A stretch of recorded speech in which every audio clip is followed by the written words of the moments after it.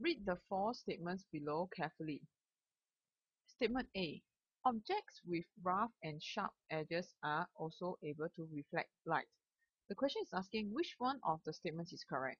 Now, according to statement A, it's saying that objects with rough and sharp edges are able to reflect light. This is true.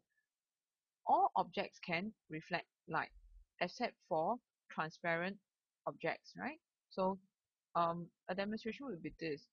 Even if you have a rough edge, roughs, what happens is that when the light comes in here, it will still bend, right? It's just that when it hits at different angle, it will bend at different degree. So if you hit like that, it will be like that. So even though objects are rough and they have sharp edges, they will still be able to reflect light. So A is a possible answer. B says the amount of light passing through an object can be measured using a data logger connected to a light sensor. Okay, what is this data logger? A data logger is like you have a screen here, okay, and it's connected to a light sensor. So if you shine your torch here,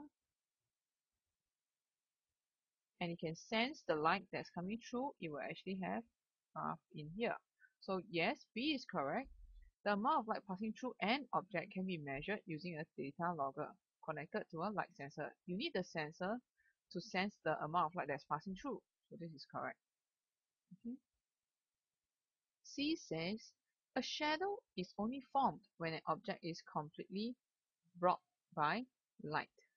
Now, C is not that accurate because a shadow can be formed even when the object is not completely blocked by light.